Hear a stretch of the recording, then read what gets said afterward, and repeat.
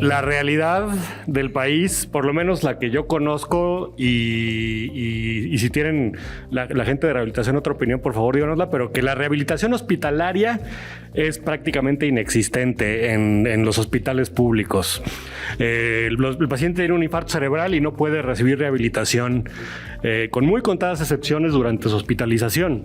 Y después, algunos de ellos, en un recuento que hicimos en el Instituto de Neurología, como 40% de los pacientes que necesitan rehabilitación acceden a un servicio de rehabilitación, y ahí en el Instituto de Neurología, yo creo que en otros hospitales el porcentaje será menor todavía, y esa rehabilitación es poco intensiva, se le ve poco frecuentemente al paciente y se le ve por un tiempo limitado.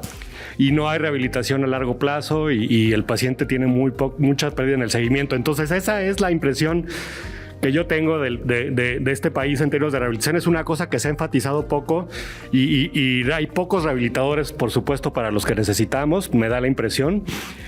Pues la rehabilitación hospitalaria que siempre nos gusta y que leemos el estudio ABERT y pensamos que tenemos que esperarnos por lo menos 24 horas, pues la verdad es que nos tenemos que esperar porque el paciente en realidad no hay personal para hacer un programa de rehabilitación hospitalaria en pacientes con infarto cerebral en prácticamente ningún hospital, ¿no? Sí, mi nombre es Fernando Góngora, vengo de la ciudad de Monterrey y soy el jefe del área de neurovascular en el hospital. Y es un hospital público. Obviamente, como la mayor parte de los neurólogos, trabajamos también en hospital privado, pero de eso no voy a hablar porque ahí creo que las dificultades son mucho menores.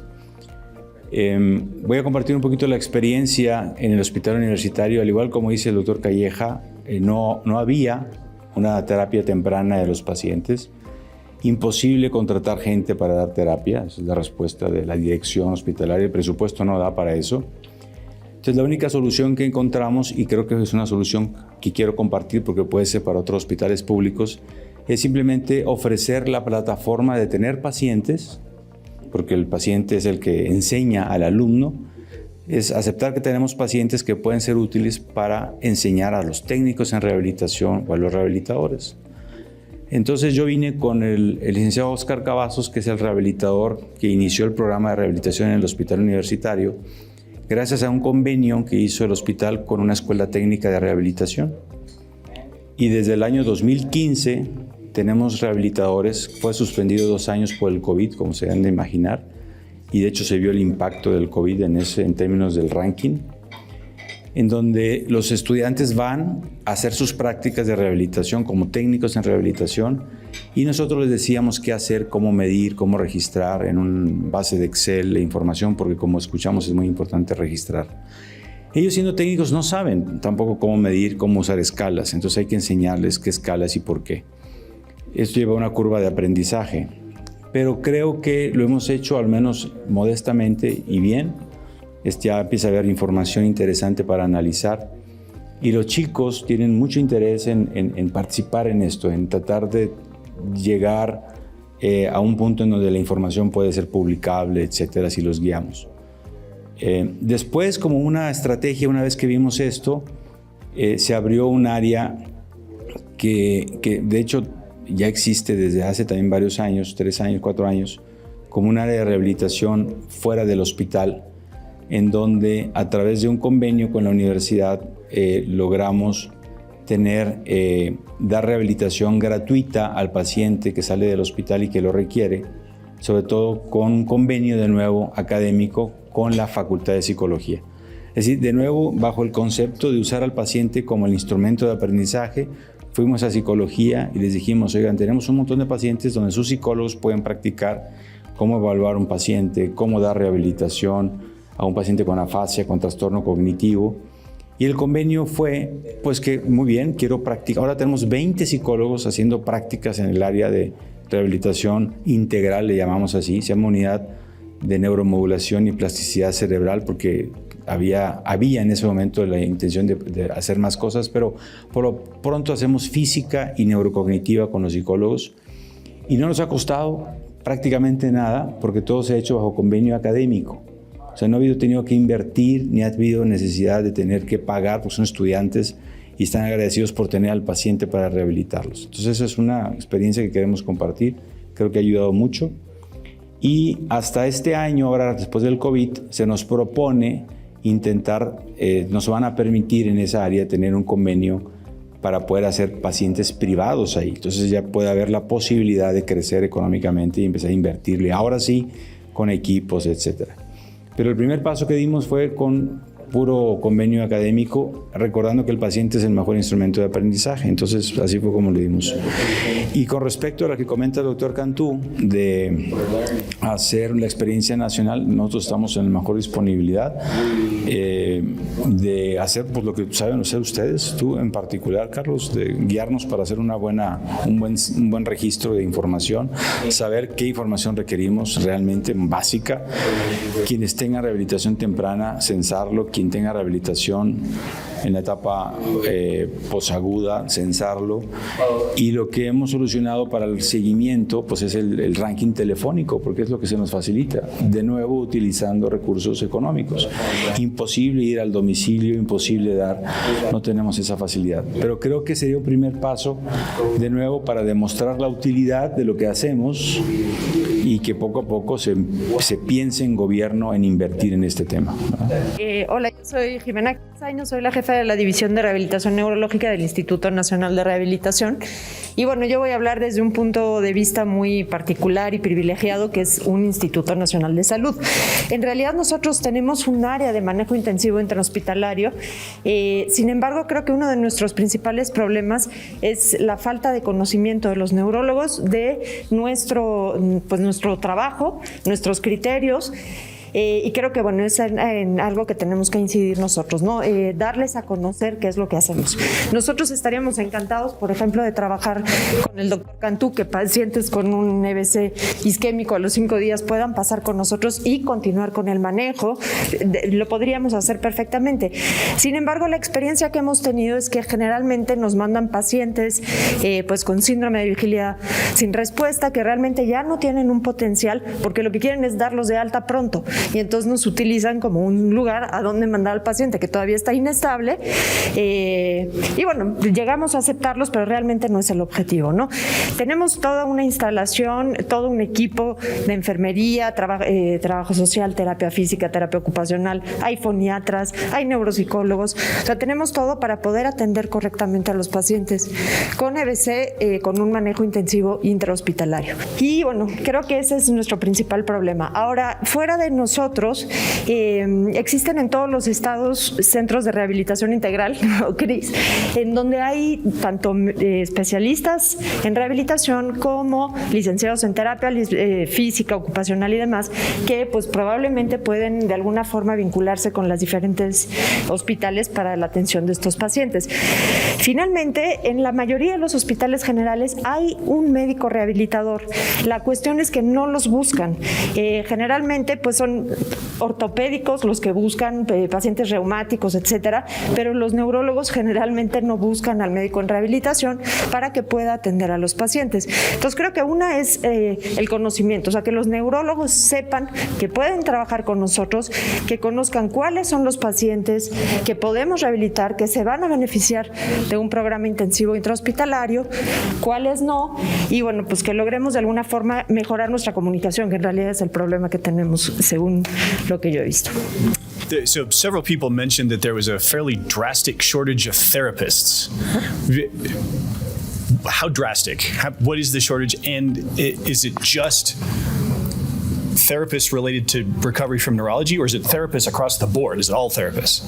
Okay, I think el mayor problema no es tanto con los terapeutas. Bueno, sí, hay una deficiencia de terapeutas de todo tipo, sobre todo de lenguaje, cognitivos, pero sobre todo lo que no hay son médicos especialistas en rehabilitación, y esa es la mayor deficiencia. Entonces, bueno, sí, los diferentes especialistas, neurólogos, ortopedistas, etcétera, trabajan junto con diferentes terapeutas que no forzosamente son especialistas en rehabilitación neurológica, y bueno, creo que ese es un problema importante, pero más que la falta de terapeutas es la falta de médicos y la falta de conocimiento de otros especialistas sobre la rehabilitación. So how do we fix that? How do we get more therapists? Okay, I think la propuesta del doctor Góngora es buenísima, porque los estudiantes nos pueden ayudar muchísimo. Generalmente son ellos los que, o sea, hay servicios sociales, hay becarios que vienen y pues mejoran, ¿no?, esta parte. En nuestro país comúnmente hablamos de la falta de médicos y de la falta de entrenamiento. Eso es un común denominador y creo que va a ocurrir siempre. Y creemos que el médico, que el paciente requiere la rehabilitación de un superespecialista. Y yo pensaba igual. Y ahorita ya cambié mi opinión. Es decir, si se le enseña bien a un técnico a hacer las cosas, lo puede hacer bien. Y si se le enseña a un rehabilitador no médico, también se lo puede hacer bien. Yo creo que en nuestro país, como en los países que no tienen recursos, hay que usar lo que tenemos y no esperar a que venga el superespecialista a hacerlo. México tiene grandes institutos en la capital, no los tiene en el resto del país. Entonces no podemos esperar que la realidad de los institutos sea la realidad de los estados de la República. No va a ocurrir nunca. Entonces hay que llevar al paciente a lo que hay en cada estado. Y yo creo que el primer paso sería hacer un diagnóstico de nuestra situación. Con eso ya tenemos una información de dónde arrancar y a partir de ahí avanzar sobre el tema. I would just make a comment that I do agree that we need to train people, and there is a very specialized knowledge. However, one of the advantages of coordinating your system into centers of excellence is that you don't necessarily, I'm a physiatrist, so I have training in rehabilitation. But I believe that before physiatrists took care of patients with stroke in Canada, neurologists did. And sometimes internists do, and sometimes family doctors do. So it is possible, if you grow a unit and you dedicate yourself to the specialization, you will learn. It is not rocket science. It is actually very easy to learn it, and that's where I think, as Victor was saying, the conscientious commitment to we will do it the right way, we will get together, we will pull together whoever is interested, we are going to put all of our strokes in that ward there, and so the ward there, the nurses know a lot about stroke, and we're going to have some therapists, and it's really just coordinating the existing resources. So I would just emphasize that while I am a specialist in rehabilitation, I truly believe that many people can learn this if you're talking about stroke. If you want to become a specialist in all kinds of rehabilitation, you will need to train like me for 4 or 5 years. However, if you're just looking to be stroke or you're trying to provide the best acute early care, any of us can work together to do that and learn how to do it. So I would just emphasize that what we learned was when you put those larger groups together where they take care of 200 people a year, they get better at taking care of people with stroke. They learn from the 200 people a year. They learn, oh, I can do this. The nurses learn, the students learn. Everybody learns how to do this. And as Victor was saying, we have to commit to doing the basics right. Having a CT scan so we know what, having a commitment to bring them to a unit where the team is specialized, regardless of what kind of training they have, trying to learn together as a team the best practices, the protocols, and the things that are available, and then seeing if we can continue to do something after they leave us. So that would just be my emphasis. Buenos días, soy la doctora Ana Ramírez del Instituto Nacional de Rehabilitación. Particularmente yo atiendo pacientes para rehabilitación posterior al GBC. Y bueno, creo que tenemos un gran reto y tenemos que sumar esfuerzos, ¿no? Si bien se puede trabajar con estudiantes, con compañeros, con técnicos, creo que sí el médico rehabilitador en México necesita tener, ahora sí que nos echen un ojito, ¿no? Por así decirlo, porque al final, si bien hay mecanismos o hay terapias que se pueden dar desde un inicio, es importante mencionar que no son recetas de cocina, ¿no? Que hay que tener al paciente en un tratamiento personalizado y que uno de los grandes retos que yo me he encontrado en la consulta es que a veces los pacientes vienen inestables, vienen con presiones arteriales altas, con prevención secundaria farmacológica subóptima. Entonces, a veces, nosotros también nos atan un poquito las manos, ¿no? Si bien hay algunas cosas que podemos ir trabajando con los pacientes, sobre todo para prevenir complicaciones, a veces cuando nosotros queremos progresar ese tratamiento de rehabilitación no podemos, porque hay contraindicaciones, ¿no? Entonces, creo que sí tenemos que unirnos hacer protocolos, como decía el doctor, precisamente para todos saber nuestra expertise, dónde debemos de aplicarlo, ¿no? Y bueno, pues es lo que les quería yo comentar. Tuve la oportunidad de estar con ustedes en el Congreso de AMEVAD y fue muy interesante escuchar cada una de las ponencias que ustedes presentaban. En aquel momento me llamaba mucho la atención que les decía yo al doctor, que no hay un rehabilitador que pueda platicar, y esto, la realidad es que todos los temas que ustedes presentaron fueron de mucho interés, cosas que a veces nosotros desconocemos en el área de rehabilitación, y nos abrió mucho la apertura para ver qué podríamos hacer. De ahí el interés por estar aquí y ver qué podemos ofrecer. En esta presentación, esta reunión que tenemos en este momento es como para crear una línea en la cual podamos nosotros atender a un paciente con ictus en etapas tempranas.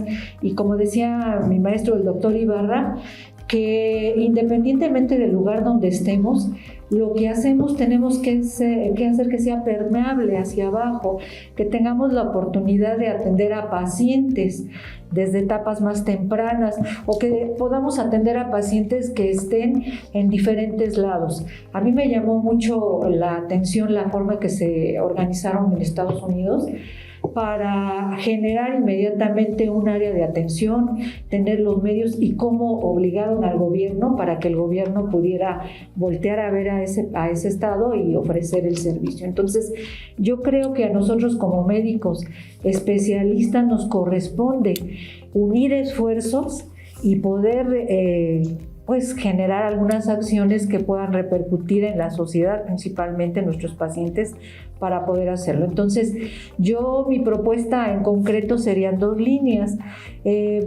Valorar con nuestras autoridades, con la doctora Quinzaños, ver la parte de abrir programas para la rehabilitación comunitaria. Tenemos la formación de recursos humanos que vienen de diferentes partes. Tenemos, como decía, la formación de terapeutas físicos ocupacionales, psicólogos, y aún así tenemos nuestras deficiencias. Sin embargo, yo creo que unir esfuerzo lo podríamos hacer. Entonces, mi propuesta en concreto sería 2 áreas. Valorar programas que se puedan abrir a la comunidad con rehabilitación comunitaria, darle seguimiento, y la telerehabilitación. La telerehabilitación yo creo que es otra puerta muy importante que tenemos y que debemos de considerar. Entonces, pues son mis 2 propuestas. Gracias. Yo realmente soy un firme creyente de lo que ha pasado en Maryland, ¿no? Y aquí la situación de los diferentes sistemas de salud es importante. Sería bueno tal vez AMEVAD, que es un vehículo, pero con esta idea de que los centros de stroke son la unidad básica, conformar un grupo de profesionales que están liderizando centros en hospitales para conversar. Y definitivamente que de primera, ya de lo que hemos visto hoy, sale que tal vez RENAMEX puede ayudar a facilitar eso, un programa de entrenamiento de cómo organizar los servicios para que médicos que están en hospitales que tienen los recursos, pero que no saben cómo empezar, puedan aprender a hacerlo. Y entonces también un programa de educación para la parte de rehabilitación, ¿no? Para que los neurólogos se enteren mejor cómo funciona la rehabilitación, cómo interactuar con los rehabilitadores, y entonces también a los diferentes niveles, ¿no? Enfermería, terapistas, etc. Y eso sería bueno. Y definitivamente que la cosa de la data es poder. Ustedes están probablemente en un nivel ahora mismo que podría hacer inclusive una comparación de desenlaces clínicos de hospitales que tienen una buena organización con hospitales que tienen una buena organización pero les falta elementos. Y esa data puede ayudar a cambiar, a transformar las ideas. Y finalmente, digo, la complejidad de los diferentes sistemas de salud. Yo me imagino que en México, como en casi todo, muchos lugares, una persona que lo atropella un carro enfrente a un hospital al que no es derechohabiente, es un principio establecido que lo meten en ese hospital para estabilizarlo. Y yo creo que debemos empezar a pensar en esa forma. Uno de nuestros neurocirujanos en Hopkins tiene una frase que a mí me parece que es brillante, cada vez que tenemos un problema, porque siempre tenemos problemas, el problema de puerta aguja, trombotomía, nunca se resuelve, es una cosa constante. Cada vez que tenemos un problema de que hay un retraso en el tratamiento, él dice, ¿sabe qué? Lo que nosotros deberíamos hacer es agarrar al paciente de stroke, sacar una pistola, dispararle en el pie, y cuando empieza a salir la sangre, todo el mundo se mueve. Y esa es la forma como debemos pensar. O sea, si el paciente de trauma que lo atropellan en frente a ABC, pero no tiene dinero, lo atienden, al paciente de stroke también lo deben hacer. Y pienso que pensar en esa forma. Y quiero decir que usted está haciendo una labor heroica, así que realmente es simplemente construir sobre lo que se ha hecho. Cuando tuvimos oportunidad de entrar más en confianza, supimos que el 50% del gasto del Seguro Popular, 40 y tantos, se lo llevaban los medicamentos para el paciente con VIH en México. Entonces decían, bueno, ¿y por qué si hay dinero para eso y no hay dinero para el EBC? Porque ellos paran reforma. O sea, el día que no haya medicamento nos van a detener reforma y se hace esto una noticia. Lo que ustedes tienen que hacer es hacer ruido, si no, no va a haber presupuesto. Entonces, los que somos muy académicos, SNI y todo eso, tenemos la tendencia a refugiarnos en estos salones y discutir el tema, pero no nos oye la gente. Entonces tenemos que aprender a hacer ruido fuera, que la comunidad se entere, que la gente se entere para hacer ruido. Entonces, por ejemplo, en Estados Unidos hay asociaciones de pacientes, ¿sí? De asociaciones que no son de médicos y son las que más ruidos hacen. Entonces yo creo que esa es una estrategia que no tiene nada que ver con esto a lo mejor, pero que creo que cada quien en su área, cada quien puede hacer algo más, como en el caso nuestro que hicimos que apenas va a funcionar, el COVID no lo detuvo, una red que se llama Red Ictus México y que está hecha por pacientes y por no médicos, para tratar de generar ese tipo de presión. Y desafortunadamente nos toca a nosotros, aunque no creamos que sea nuestro trabajo, ayudar a que eso ocurra. Pues. Es poderoso. En Maryland y otros lugares, por ejemplo, los pacientes participan. Nosotros tenemos un congreso que hacemos todos los años. Y ese congreso van médicos, pero van enfermeras, van personal paramédico y van pacientes. Y los pacientes se les da tribuna también. Así que eso es importantísimo. Digo, es hora de que los congresos sean abiertos para enfermeras y para técnicos y realmente elevar a todo el mundo en el conocimiento y realmente en el activismo, ¿no? de la enfermedad vascular. No me sentí obligado a... Primero que nada, qué bueno, doctora, que estuvo con nosotros ahí e invitarla a MEVASC 2023 aquí en la Ciudad de México por estas fechas. Los invitamos a todos. El año pasado tuvimos un módulo de rehabilitación con pláticas muy exitosas y novedosas, porque sí, luego la idea de MEVASC es que es multidisciplinario, no nada más somos neurólogos y no nada más vasculares, hay neurocirujanos rehabilitados, entonces vamos a hacer algo el año que entra, digo, definitivamente, ¿no? Con esta. Y la otra cosa es eso, la idea ahorita de MEVASC es certificar centros, pero no certificar los centros a los que estamos acostumbrados.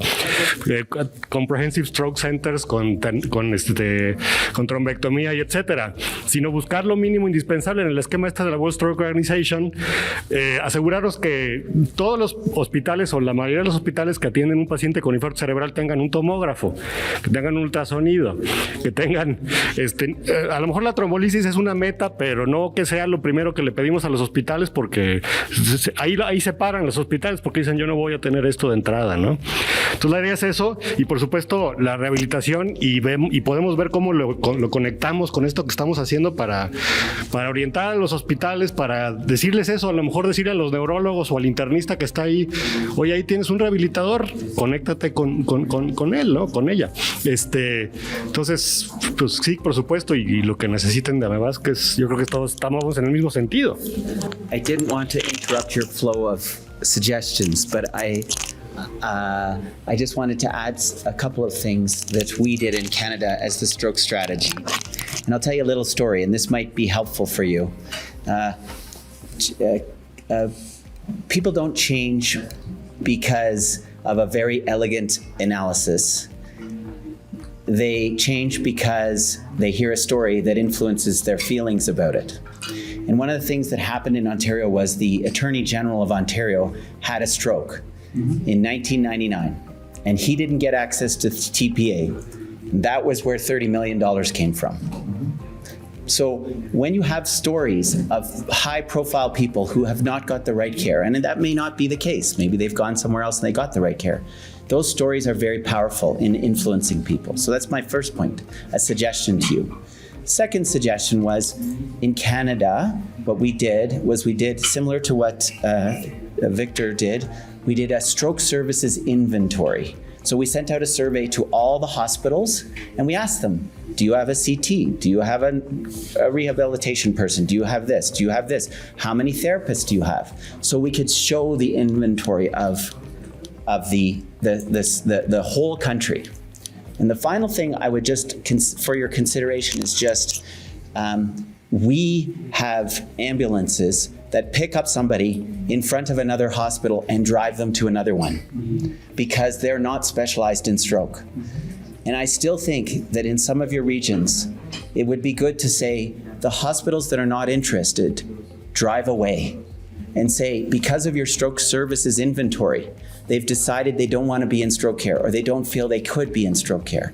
So therefore, somebody else will put up their hand and say, I would like to be in stroke care. And then the ambulance picks them up and takes them to the right hospital, just like we do in trauma. Patient gets picked up, taken to the right hospital. So in Canada and in the US, that's what happens right now, is patients do not get taken to the local hospital if they are not experts in stroke. So just hopefully that's helpful in your thoughts. Yo soy neurocirujano.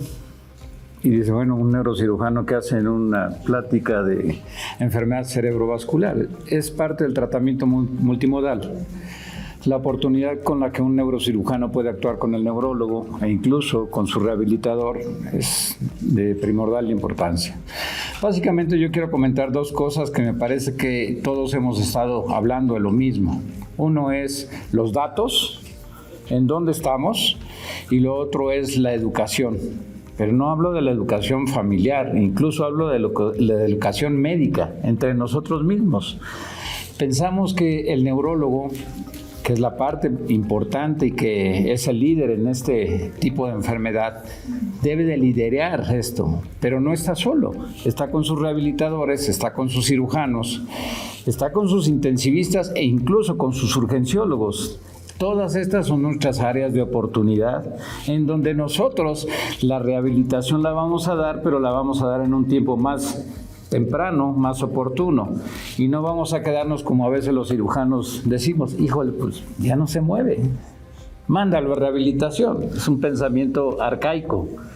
Yo sé que tiene riesgos, yo sé que desde el primer momento tengo que hablarle a mis rehabilitadores, estar de la mano con mis neurólogos, estar informado para poder prevenir el mejor de los resultados.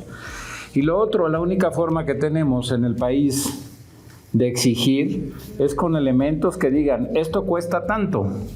Y si nosotros dejamos de hacer lo que estamos dejando de hacer, la discapacidad, el hecho de que alguien más tenga que aportar por el paciente con las secuelas, pues genera muchos miles de millones de pesos, pero creo que no tenemos esa información, que eso es lo que a ellos les va a pegar. No si el ministro de Canadá tuvo el stroke o no, y él sí dijo, bueno, pues ahora sí, ahí va. No, no esperemos a eso. Yo creo que el doctor Cantú, el resto del grupo y todos ustedes tienen datos muy valiosos que debiéramos de tener todos en una sola base de datos y decir, manejar esos datos para que de esta manera nosotros pudiéramos ir empujando en cada una de nuestras unidades. Yo necesito un tomógrafo, vamos a apoyar la rehabilitación. Se me hizo extraordinaria la opinión de la doctora. Pues el Centro Nacional de Rehabilitación está abierto y bienvenidos. Programas de trabajo interinstitucional, bla, bla, bla. Pero básicamente mi punto es dos cosas, datos y educación. Médica, familiar, pero primero incluso médica, porque pensamos los doctores que pues ya se infartó, pues ya lo que sigue, ¿sí me explico? Es un absurdo ese pensamiento. Gracias.